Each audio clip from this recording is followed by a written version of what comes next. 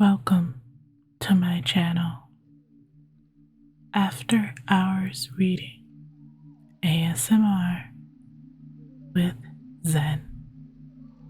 Hi, I'm Zen, and tonight I will be helping you fall asleep by reading you a bedtime story. Leave a comment to let me know what story you'd like to hear next. Please subscribe. Now let's begin.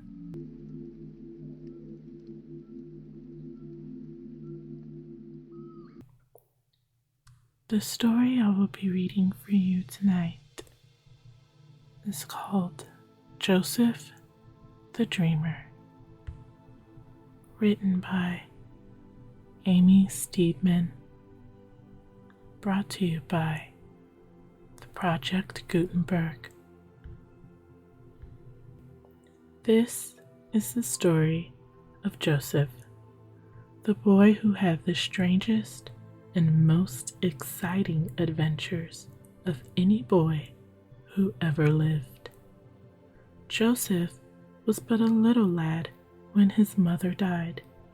His father, Jacob, had loved that mother more than anyone else in the world, so that when she died, leaving Joseph and a baby brother, Benjamin, all the love in the father's heart turned to his two little sons. The elder brothers were strong, grown-up men, quite able to look after themselves, and no longer needing their father's care. So perhaps it was no wonder that Jacob made a special favorite of the little lad Joseph and loved him best. At first, the older brothers took no notice of their father's way with the younger boy, but as Joseph grew older, they began to feel uneasy and envious. Why should this child be marked out for special favor? Their father took no pains to hide the fact that the boy was the apple of his eye. Even his clothes showed this. While the brothers wore the ordinary shepherd clothing, Joseph had a beautiful coat of many colors. His father had made it for him of different pieces of colored cloth joined together, and it was so gay and beautiful that everyone who saw him wearing it said, "This must be the son of a great chief." But if the gay coat made them angry, they were more angry still when Joseph began to dream strange dreams, which he always told to them. As they sat around in the fields watching the sheep, the boy would come running to them, full of excitement, as he begged them to listen to a wonderful dream he had had. "Hear, I pray thee, this dream that I have dreamed," he cried, sitting down amongst them. "We were binding sheaves in a field, and lo, my sheaf arose and also stood upright, and behold, your sheaves stood round about and bowed to my sheaf." Another time, his dream was about the stars. The sun and the moon and 11 stars, he said, had all bowed down before him. This was really more than his brothers could bear. Did he really think he was going to rule over them? Were they to bow down before this boasting boy and his fine coat? Even his father did not quite approve of these dreams, but Joseph had not really meant to boast. It was the wonder of the dreams that made him repeat them. If he was proud of his coat of many colors, it was only because it was a gift from his father. He was a straightforward, good-natured boy, clever and brave, and ready to take his turn in watching the flocks or helping his brothers with their work in the fields. But it grew day by day more difficult to keep the peace at home, and the only quiet times were when the elder brothers went farther afield to find new pasture for their flocks. It was at one of these times, when the brothers had been gone for some time, that Jacob called Joseph to him and bade him go and find his brothers and bring back news if they were safe and well. Joseph was now a lad of about 17, and this would be the first journey he had taken by himself, so he was eager to show that he was to be trusted, and he set out most cheerfully. After some days, he arrived at Shechem, where his father had told him he would find his brothers, but he could find no signs of them there. Unwilling to go home without news, Joseph wandered about until he met a man who directed him to a place farther on where his brothers might be. And at last he caught sight of their tents in a field far ahead. How lucky he was to find them, he thought to himself, as he hurried forward, eager to meet them. It was a clear day, and the shepherd's keen eyes could see far along the winding road that stretched out across the low hills towards Shechem. Long before Joseph came within hail, his brothers saw his figure in the distance hastening towards them. Perhaps it was the gay color of his coat that first told them who it was, and perhaps it was the coat that reminded them of their hate and envy and brought back to their memory again those dreams so full of pride. "Behold, this dreamer cometh," they said one to another. "Come now, therefore, and let us slay him, and cast him into some pit, and we will say, Some evil beast hath devoured him, and we shall see what will become of his dreams."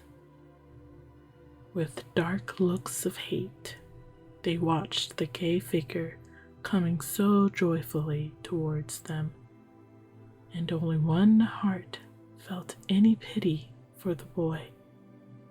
Reuben, the eldest brother, made up his mind quickly that he would save him if possible. Only he must set to work cunningly, for those other 9 brothers were very determined men. So he began by suggesting that it seemed quite unnecessary to kill the boy themselves, when the easiest plan would be just to put him down the pit, which was close at hand, and there leave him to die. For he thought if he could persuade them to do this, he would come back and save Joseph when the others had gone. Never dreaming of evil, Joseph came on, and now he ran eagerly up to them and began to give them their father's message. But the rough hands held out to him were not held out in welcome. The brothers seized the boy and savagely tore off his beautiful coat, as if the very sight of it hurt their eyes. And then They hurried him towards the pit which Reuben had pointed out. Then Joseph knew that they meant to kill him. He knew that if they threw him into one of those deep, narrow pits, there was no chance of climbing up its steep sides, even if he were not immediately drowned in the water, which often gathered at the bottom. He was never to see his father and little brother again, never to spend any more happy days in the fields under the blue sky. It was useless to cry out and beg for pity. Reuben, the eldest brother, who might have helped him, was not there, and the others, he knew, were merciless. The pit was reached, and in spite of his cries, strong hands pushed him forward and over the edge. Down, down he fell into the blackness, until with a terrible thud, he reached the bottom. There was no water to break his fall, for the pit was dry. Well, that was done.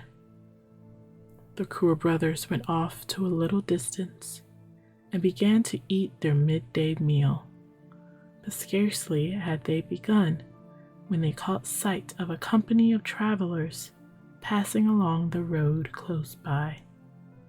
There was a long train of camels laden with spices, evidently on their way down to Egypt. Here was a splendid opportunity of making some money out of their evil plan.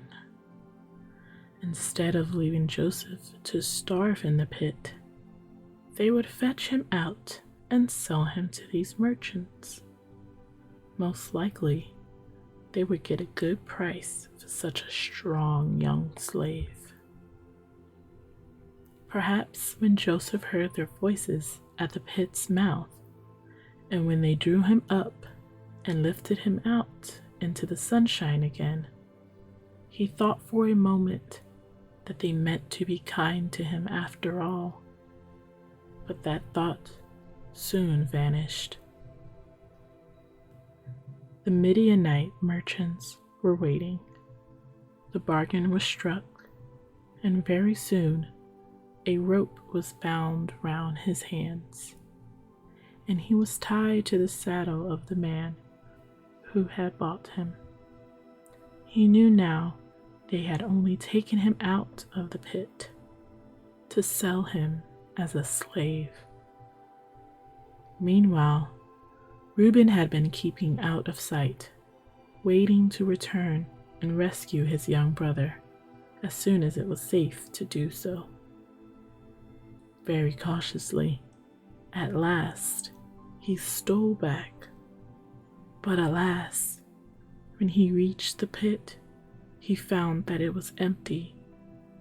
In his distress, he forgot his caution and cared no longer if his brothers guessed what he had meant to do. "The child is not, and whither shall I go?" he cried to them in bitter sorrow when he met them. With angry, sullen looks, they told him that Joseph was now far away on his road to Egypt. Reuben must keep their secret. There was but one thing to be done.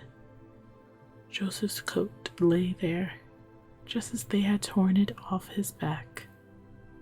They would dip the coat in goat's blood and carry it to their father. The poor gay-colored little coat, all blood-stained and torn, was brought and held up before Jacob's eyes. "This we have found," said the brothers. "Know now whether it be thy son's coat or no." Did he not indeed know that coat of many colors? Had he not matched and joined together each of the pieces? Had not his heart been filled with pride and love as he watched the boy wearing it with such a gallant air? "It is my son's coat," he cried, with a bitter cry of grief, "and the evil beast hath devoured him. Joseph is without doubt in pieces." It might perhaps have seemed better just then for Joseph if he had been dead, instead of being carried away into slavery. It was a terrible fate, and he might well have become sullen and hopeless in the strange land of Egypt, to which the merchantman took him.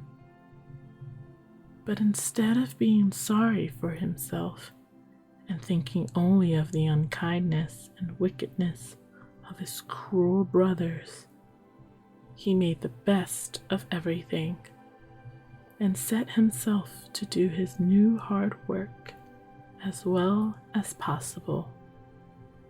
If he was a slave, he would, at any rate, be a thoroughly good slave. And very soon his master, Potiphar, found that this fair-haired, good-looking Hebrew boy was one to be trusted, and as time went on, he not only gave him his freedom, but made him the chief servant of the household. Then, just when happy days began to dawn for Joseph, misfortune once more overtook him. His master's wife accused him of doing wrong and declared he was thoroughly bad. And so all his well-deserved favors were taken from him, and he was put into prison. Even in prison, Joseph's quiet goodness and his wise ways made him a favorite. He was the friend of all the other prisoners, and before long, he became the governor's right hand. Still, it was weary work to be shut up in prison, and he longed with all his heart for freedom and a chance to win a place for himself in the great world. He knew that Pharaoh, the king of Egypt, was not unfriendly to strangers. If only he could reach his ear, all might be well. At last, the chance came. There were two of Pharaoh's servants in the prison. One, the king's cupbearer, and the other, his chief baker. And both these were sorely troubled one night because of the dreams they had dreamt. They were sure these dreams had a meaning, but who was to explain them? Now Joseph had learned to know a great deal about dreams, and so he listened to these men and told them what he thought their dreams must mean. The chief baker's dream was a sad one. He had dreamt of 3 baskets which he carried on his head, baskets filled with the king's food, and the birds had come and eaten up all the food. "Alas," said Joseph, "the 3 baskets must mean 3 days, and in 3 days the baker must be hanged, and the birds would come and eat his flesh." But the cupbearer's dream was a happy one, for he had seen a vine which bore 3 clusters of grapes, which he had pressed out into the king's cup and presented to Pharaoh. The 3 clusters of grapes were again 3 days, said Joseph, and in 3 days' time the cupbearer would be once more free and hand the king his golden cup. But think of me when it shall be well with thee, added Joseph to the cupbearer, and show kindness, I pray thee, unto me, and make mention of me unto Pharaoh, and bring me out of this house. For indeed I was stolen away out of the land of the Hebrews, and here also have I done nothing, and they should put me into the dungeon. In 3 days, all that Joseph had said came true. The chief baker was hanged, and the chief butler was set free, and stood once more before the king. Only he quite forgot the man who had been so kind to him in prison, and for 2 years never once thought of Joseph. But at last something happened that reminded him. Once again, it was a dream, but this time the dreamer was Pharaoh, the great king. He had sent for all the cleverest man in the land to explain his dreams to him, but no one could find a meaning for them. Then the cupbearer suddenly remembered Joseph, and came and told the king all that had happened to him when he was in prison. Surely it would be worthwhile to try this man. So Pharaoh sent and brought Joseph out of prison, and asked him if it was true that he could tell the meaning of dreams. There was no pride nor boastfulness in Joseph's answer. Of himself, he said, he could do nothing, but with God's help, he will tell the king all that he could. So Pharaoh told his dreams, and as Joseph listened, he knew at once that they had been sent as a warning from God. 7 years of good harvest, plenty of food were coming. And after that 7 years of famine, when, if all the food of the good years was eaten up, the people would starve. The warning dreams had been sent so that the corn might be saved up and stored. And it would be a good plan, said Joseph, to find the very wisest and best man in all the land who would undertake to do this. Pharaoh listened thoughtfully and soon made up his mind. He felt at once that Joseph was a man to be trusted. For as much as God hath showed thee all this, he said, there is none so discreet and wise as thou art. Thou shalt be over my house, and according unto thy word shall all my people be ruled. Only in the throne will I be greater than thou. What a wonderful adventure this was for Joseph.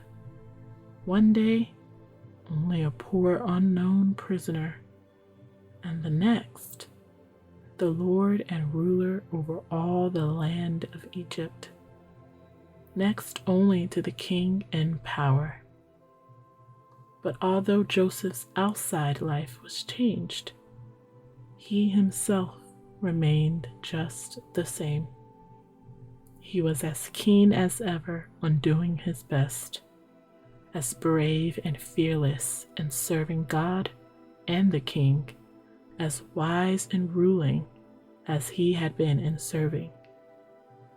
So when the years of famine came, there were great stores of corn laid up to feed the Egyptians, and not only the people of Egypt, but strangers from other lands came to Joseph the ruler to buy food.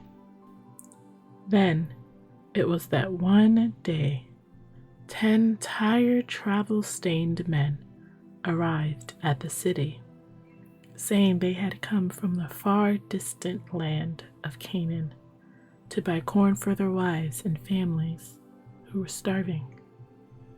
Joseph knew them at once. There were his 10 brothers, those brothers whom he had last seen when, as a helpless boy, he had knelt and begged them for mercy. Now they came kneeling to the great ruler, little dreaming that this powerful prince was the young brother they had betrayed and sold into slavery. And Joseph did not mean to tell them just yet. He pretended to take them for spies, and he spoke roughly to them. "Thy servants are no spies," the brothers answered humbly. "We are the sons of one man in the land of Canaan, and behold, the youngest is this day with our father, and one is not." Even then, Joseph pretended that he did not believe them. No, they must first prove their words by bringing their youngest brother to him. They might leave one of their number behind as a hostage and take corn for their families and return to fetch their brother. This, he said, because he longed to see Benjamin again. The men listened sadly to what the great man said. They must have the corn, or their families would starve. And yet, how could they leave one of their brothers behind when they knew their father would never allow Benjamin to return with them? "This is what we deserve," they said to one another. "We would not listen to Joseph when he begged for mercy. And now, this is our punishment." "Did I not beg you not to hurt the child?" said Reuben. They did not know, of course, that the great ruler could understand what they were saying in their own language. But as Joseph listened, he was obliged to turn away to hide the tears that were in his eyes.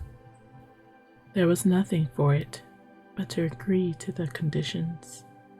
So it was decided that Simeon should be left behind, and the order was given that all the sacks should be filled with corn, and that every man's donkey should be laden with as much corn as he could be carried. Only instead of taking money for the corn, Joseph ordered that it should be secretly hidden in the sacks, each man's money in his sack of corn. So the men started off on their journey home, and traveling all day, came at night to an inn to rest.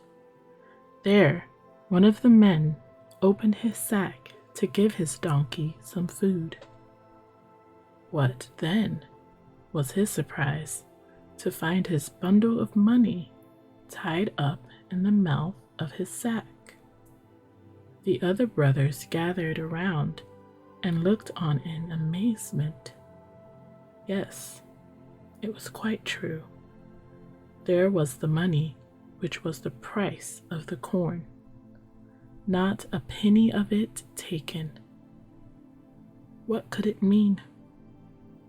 But they were still more amazed when at last they came to their journey's end and found, when they opened their sacks, that all their money had been returned. There was a bundle of money in each sack. It was so strange that they grew uneasy and frightened. Then, too, they were obliged to tell their father that Simeon had been left behind as a hostage, and that the great lord of the country had taken them for spies, and he demanded that Benjamin should return with them before he would believe their story. But Jacob would not hear of parting with his youngest son Had he not lost 2 sons already? First, his beloved Joseph, and now Simeon? Will you also take Benjamin from me? He asked. All these things are against me. In vain, Reuben promised that he would bring Benjamin safely back. Jacob only shook his head. My son shall not go down with you, he said. His brother is dead, and he is left alone. If mischief befall him by the way in which ye go, then shall ye bring down my gray hairs with sorrow to the grave. Now that was all very well while the corn lasted, but when the famine still went on, and all the corn was eaten up, there was nothing to be done but to go back to Egypt and to buy some more.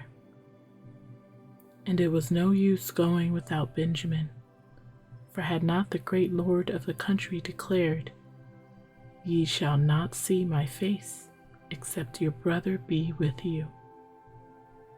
So at last, Jacob was obliged to let his precious son go with his brothers, although it almost broke his heart to part with him. Now Joseph had been quite sure that his brothers would return, and when at last they appeared, he was overjoyed to see that Benjamin was with them. He ordered a great feast to be made and invited them all to dine with him. But still, he kept his secret, and they did not guess who he was, although they could not help noticing that Benjamin was singled out for special favor. So their sacks were filled again with corn, and the brothers prepared to set out joyfully on their return journey. Only this time, Joseph had ordered his servants to put his silver cup into Benjamin's sack. Now indeed was their joy turned into blackest sorrow. They must go back at once to try and explain matters to the lord of the hand. But would he listen to them? At first, Joseph pretended to be very angry. But as he listened to the tale and heard how they dared not face their father without the beloved youngest son, he saw that they had earned his forgiveness, and he kept up with the pretense no longer. Sending all the servants away, he held out his hands to his brothers, his eyes blinded with tears.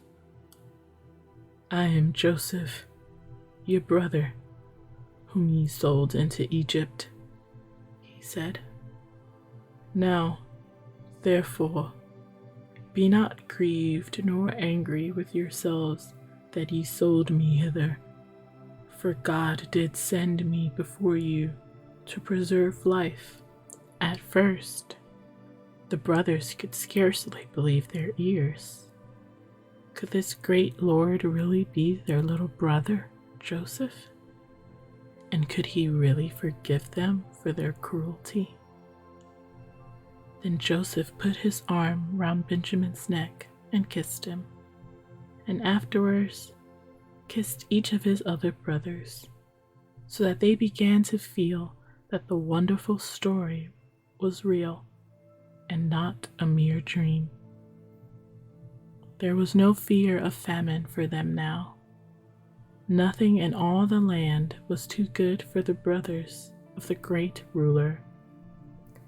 And ere long there were wagons and camels on their way to Canaan to fetch Jacob, the old father, and all the wives and children belonging to the 10 brothers. They would all now share in Joseph's good fortune. So Jacob's sorrow was turned into joy when the news was brought to him that Joseph was alive and was governor over all the land of Egypt. It sounded almost like a magic tale, and at first, Jacob could not believe it. But at last, when he saw the wagons and heard Joseph's own message to him, his heart was filled with joy and thankfulness. "It is enough," he cried. "Joseph, my son, is yet alive. I will go and see him before I die."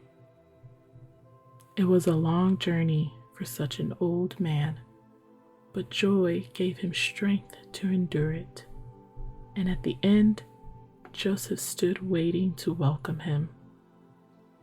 Joseph, the great ruler, clad in rich robes, living in princely state, whose word was law, and who held the highest honors in the land.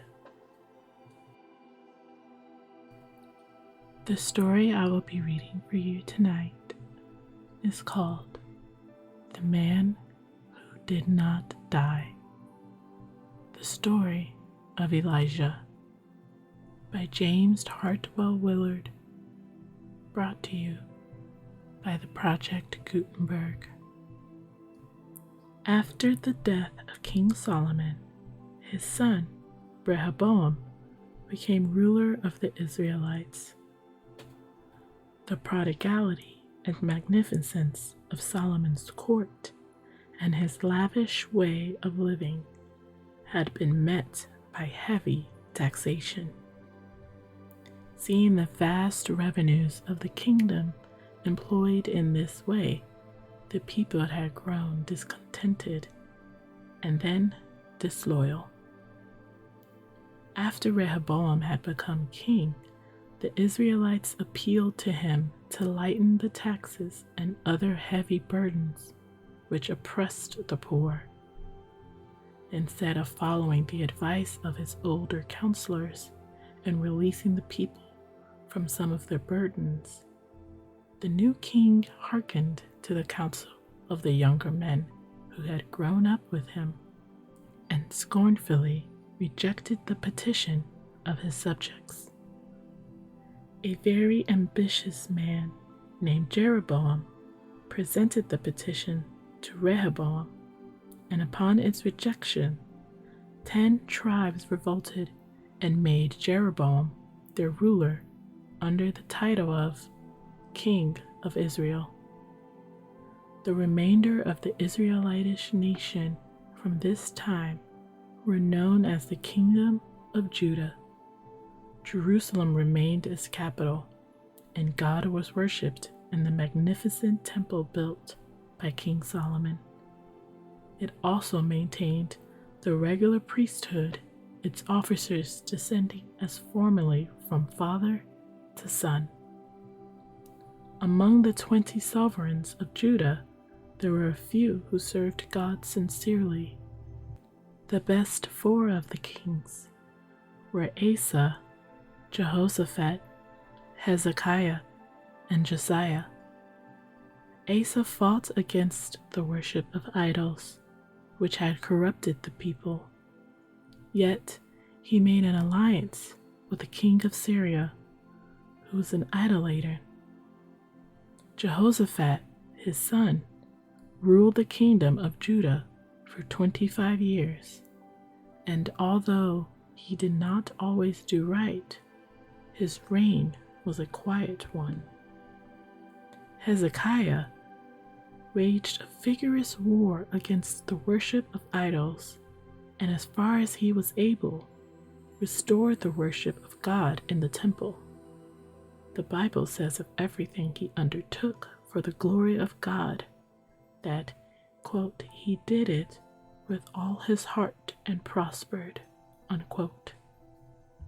Hezekiah was a very brave man, and when Sennacherib, the king of Assyria, sent an army against Jerusalem, his speech to the people, telling them to be strong and courageous, for God would help them and fight for them, was not unlike that of Joshua when he exhorted the Israelites to trust in God at the time when they were about to enter the land of Canaan.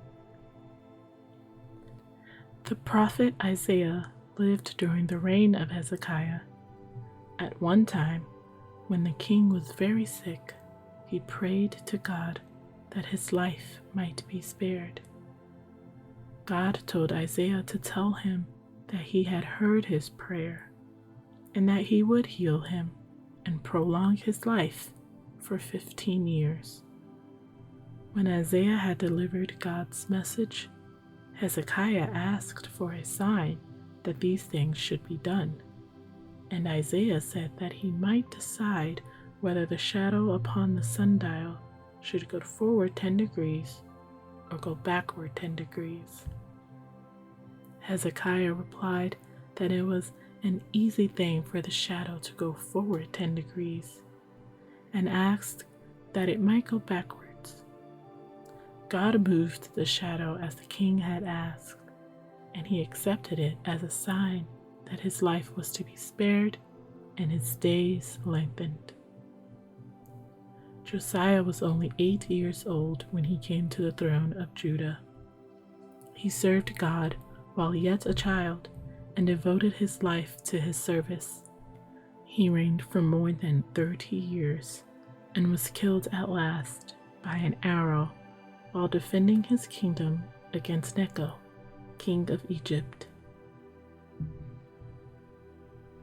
In spite of the repeated warnings of God's prophets, the people continued to worship idols until, as a punishment, the kingdom was entirely broken up. After a siege lasting 16 months, Nebuchadnezzar, king of Babylon, took the city of Jerusalem, burned the temple, and carried away as prisoners all the inhabitants who had survived the horrors of the siege. This was the end of the kingdom of Judah and the beginning of the period known as the captivity. For some time after the separation of Israel from Judah, there was war between the two kingdoms. But later, they formed an alliance to prevent the king of Syria from encroaching upon them. Still later, the old enmity broke out again. There were 19 kings of Israel in all, and city after city became the capital of the kingdom, until the time of its sixth king, Samaria, became the seat of government. Omri was the king who built Samaria. The monarchs who preceded him were conspicuous for evil doing, but Omri exceeded them in wickedness. The reign of his son Ahab was still worse, and of this king of Israel, the Bible says, quote, Ahab did more to provoke the Lord God of Israel to anger than all the kings of Israel that were before him. Unquote. Ahab married Jezebel, a Phoenician princess, and this was the crowning point of his sinful career. Jezebel was unprincipled and intolerant, and as Ahab was a weak man, he became little more than a tool in her hands. She introduced at once the worship of Baal and Ashtaroth, the male and female gods of her own country. She caused a great temple to be built on the brow of a hill, and there the worship of these idols were carried on. 450 priests and attendants administered the services of Baal, and 400 those of Ashtaroth. Not content with introducing this heathen worship, Jezebel persecuted the few among the nation who remained faithful to the worship of God. She caused their altars to be destroyed, and to save their lives, they fled to the wildest solitudes and hid in caves, as their forefathers had done in the day of the judges. While all this was taking place, and while Ahab was occupying himself with the building of a splendid palace at Jezreel, a new and startling figure appeared upon the scene. None knew whence the mysterious stranger came as, wrapped in a rough cape or mantle of sheepskin, he confronted the astonished king. The name of this strange visitor was Elijah, a man of whom it has been said that he was the grandest and most romantic character that Israel ever produced. His long, thick hair indicated remarkable powers of endurance, and in addition to his sheepskin mantle, he wore a girdle made from the skin of some animal, which in the fashion of the day he tightened when about to move quickly. Elijah was one of God's prophets, and his mission was to announce to Ahab that a judgment was about to fall upon the land because the people had forsaken the worship of God and bowed down to idols instead. This punishment was to be in the shape of a drought, at all times a terrible affliction, but especially so in eastern countries where all vegetation quickly dries up when there is a scarcity of water. Elijah's message was very brief, and before the king had recovered from his astonishment, the prophet had departed as abruptly as he had appeared. We have no record that Elijah had any settled home. The wild paths of the wilderness and the mountains were familiar to him, and he dwelt where some spreading tree would afford him a leafy shelter. He moved from place to place according to God's commands. Now, as he left the presence of Ahab, God's word came to him, directing him to turn to the eastward and hide by the brook Cherith. Elijah stayed in this retreat as long as the falling stream afforded water to quench his thirst, and during this time he was fed by ravens, who twice each day brought him bread and meat. After a while, the brook dried up, and the leaves, which had protected him from the fierce sun, shriveled and fell to the ground, for the promised drought was upon the land. Again, the word of God came upon Elijah, telling him what road to take to his next shelter. Across the mountains of Lebanon, where the brooks were as dry as that of Cherith, the prophet made his way. Descending their further slopes, he crossed the plains at their feet, and with his face still towards the sea, approached the village or town of Zarephath. The modern village of Suraflood is supposed to occupy its site, and the ruins of the ancient town are to be seen there. Elijah was now in Phoenicia, the native country of Jezebel, the wife of King Ahab. It would seem to be the last place in which an enemy of Baal would seek refuge, but Elijah knew that God had a purpose in sending him there. Ethbaal, the father of Jezebel, was the king of Phoenicia, and the famine which followed the drought had reached that country and was causing terrible suffering. Just outside Zarephath, Elijah found a woman gathering sticks for firewood. She was a widow and in such poverty that all the food she had in the world was a handful of meal and a little oil in a bottle or jar. Consumed with thirst, Elijah asked her for water, and as she turned to bring it, he asked her also for a piece of bread. Sadly, the woman told him she had no bread. She was gathering sticks to make a fire over which she would cook the handful of meal and the little oil remaining in the bottle. When she and her son had eaten this, they would have no more food, and in consequence would die of hunger. It is probable that this woman was an Israelite and not a worshipper of Baal, for when Elijah told her to mix the meal and oil into a cake and bake it for him, adding, quote, "For thus saith the Lord God of Israel, the barrel of meal shall not waste, neither shall the cruse of oil fail, until the day that the Lord sendeth rain upon the earth," unquote.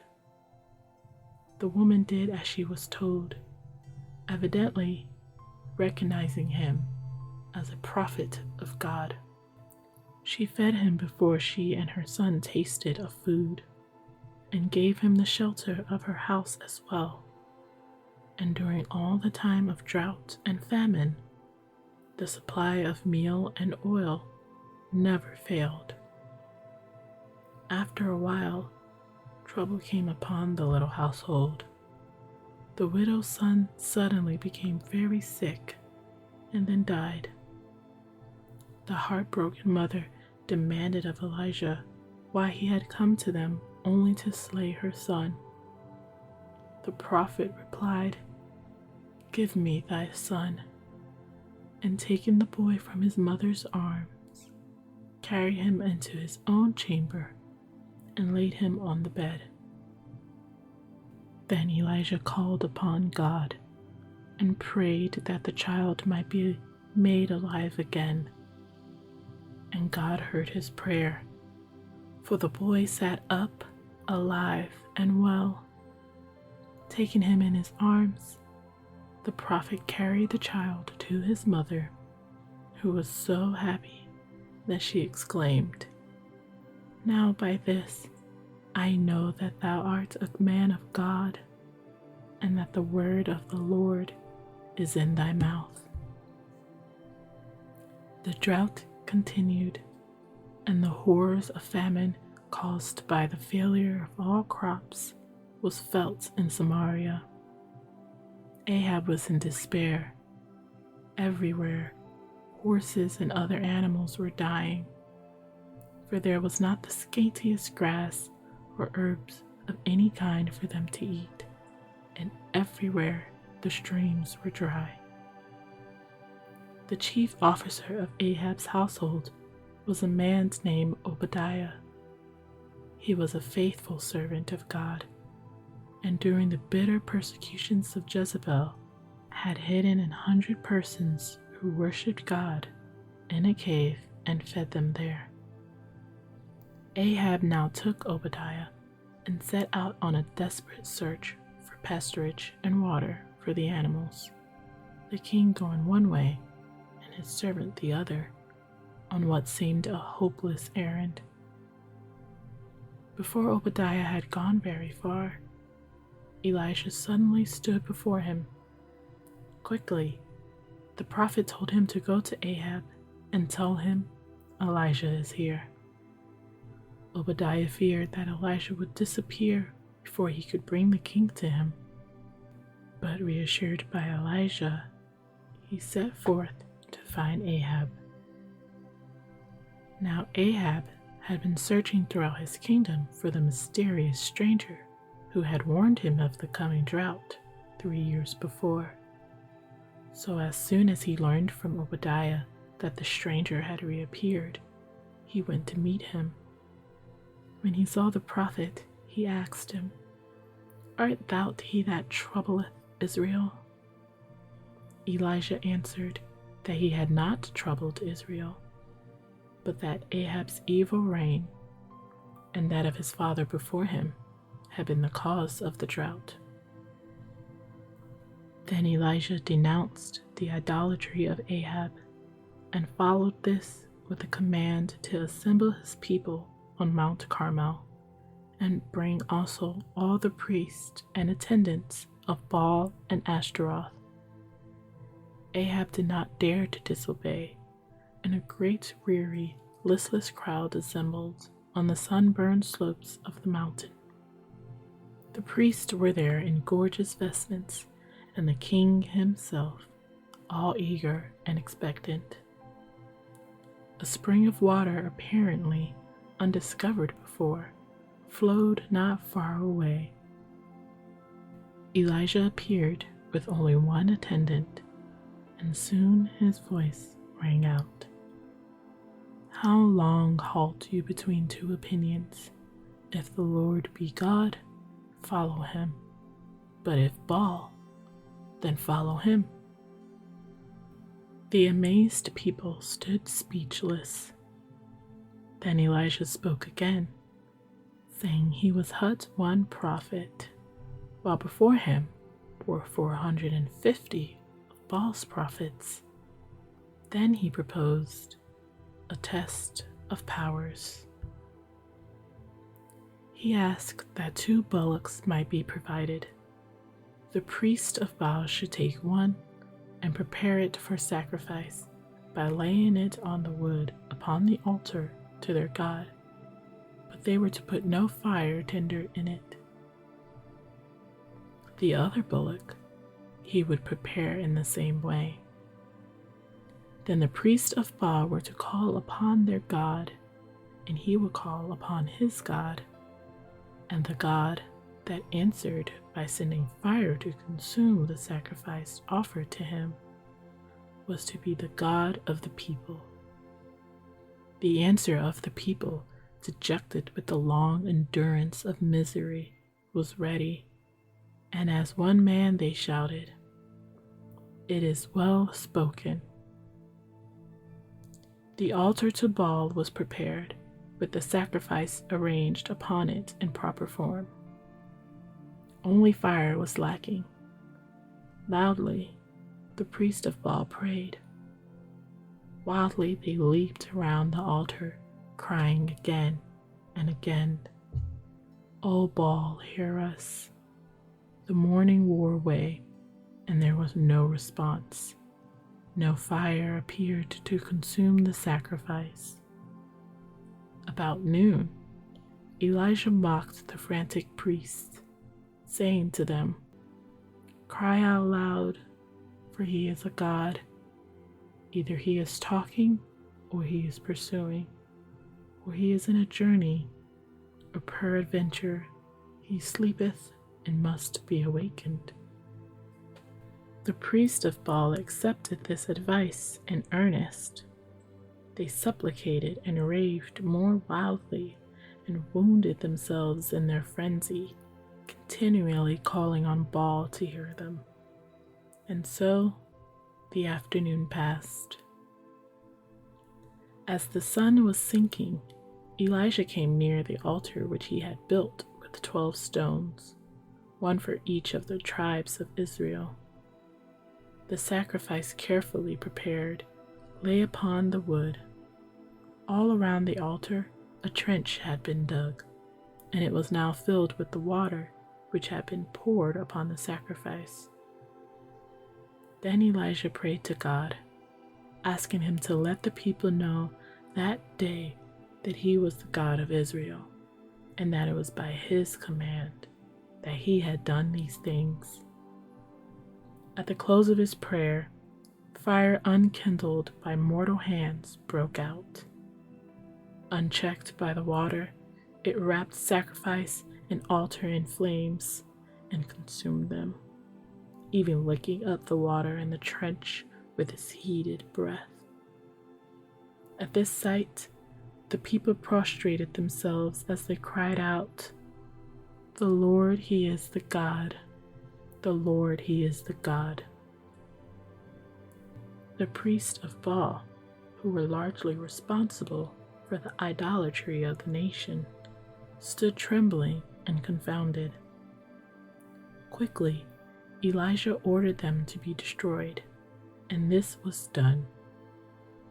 Next, he turned to Ahab and told him to eat and drink in haste, for the long-deferred rain was at hand, although no sign of its approach was in sight. Attended only by his servant, Elijah then went to the top of Mount Carmel and crouched upon the ground in the position of meditation, commonly assumed in Eastern countries. He sent his servant to a spot which commanded a view of the Mediterranean Sea, bade him look around, and bring him word of what he saw. 6 times the servant returned with the word that he saw nothing. The 7th time, his report was that he can see a little cloud, not larger than a man's hand, coming out of the sea.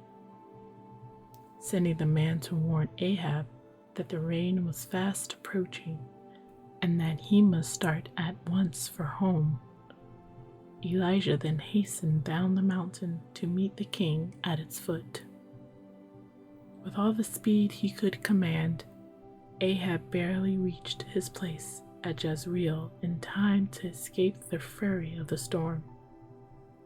Elijah ran before the royal chariot the entire distance of 16 miles, but he did not enter the palace. Thus far the triumph was with Elijah. The people were convinced. The priests of Baal were dead. The king was awestruck. But Jezebel was relentless in her hatred of the prophet. So furious was she when Ahab told her what had been done that day, that she sent a message to Elisha, telling him that before another day had passed, she would have his life. Prophet though he was, Elijah quailed before the threat of the idolatrous queen and fled for his life. Leaving his servant at Beersheba, Elijah went a day's journey into the wilderness, threw himself down under a solitary bush, and in a fit of despair prayed that he might die. Worn out with excitement and fatigue, he fell asleep, but woke to find food and water beside him, and an angel who told him to refresh himself with the provisions God had sent him.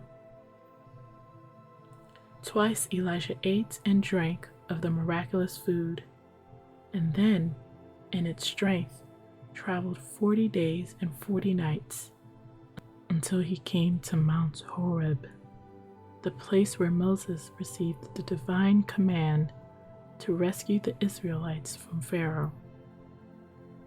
Elijah found shelter in a cave, and there he heard the voice of God asking, "What doest thou here, Elijah?" The answer of the prophet was one of bitterness and depression, but his complaints were cut short by a command to come out of the cave and behold the wonderful works of God. Drawing his mantle about him, Elijah went out on the mountainside to watch. As he stood there, a mighty wind roared among the rocks and rent them to pieces. Then an earthquake shook the desert until the mountain itself trembled under the shock. Then fire as mysterious as that which illuminated the bush in the days of Moses played about the lonely heights. After a pause, a still small voice whispered in the ear of the solitary watcher, a revelation conveying comfort and pointing out further duty. Strengthened and comforted, Elijah left the lonely mountain behind him and shortly came across the man who was to cheer him as a companion and succeed him as a prophet. This man was Elisha, the son of Shaphat. He was plowing the fields around his home with 12 yoke of oxen. As he passed him, Elijah cast his well-known mantle upon Elisha, who recognized in the action that from that time he was to be the attendant and friend of the prophet. Bidding his father and mother goodbye, Elisha followed Elijah, thus beginning a long period of service and intercourse with him. The disappearance of Elijah after his triumph over the priest of Baal probably caused Ahab and Jezebel to believe that they had seen the last of the prophet. They certainly went on in their wicked ways, for soon we read that Ahab coveted the vineyard of a man named Naboth. This vineyard was quite near the walls of Ahab's palace, and he wished to turn it into a garden. But Naboth would not sell his vineyard or exchange it for another, because it had belonged to his family for a very long time. His refusal made Ahab so angry and disappointed that he threw himself upon his bed and refused to eat or even to speak. In this state, Jezebel found him and at once began to comfort him, telling him he should have his vineyard. The first thing this wicked woman did was to bribe witnesses to say that Naboth had spoken evil of God and also of the king. Naboth was condemned and stoned to death. Ahab then took possession of the vineyard, and as he was walking in it one day, he saw Elijah coming towards him. Trembling, the wicked king exclaimed, "Hast thou found me, O my enemy?" Elijah replied that he had sought him not because he was his enemy, but to tell him he was to be punished because all his life he had done wrong. Ahab was killed in battle 3 years afterwards, and later Jezebel met with a terrible death, for she was thrown from a window by her own servants and crushed to death on the stones below. When the time came for Elijah's work on earth to cease, he took Elisha with him, called Gilgal. They crossed the river Jordan in a manner as wonderful as that of the passage of the Israelites into Canaan many years before. Elijah struck the waters with his mantle, and they parted, leaving a pathway over which the two walked in safety. There, while these two men of God were talking together, a chariot of fire and horses of fire appeared and parted them. Elijah was swept up into the chariot and was carried away into heaven. But before he disappeared, his mantle fell from him. Elisha took it up, and with it received the power of performing miracles which God had given to Elijah, the man who did not die.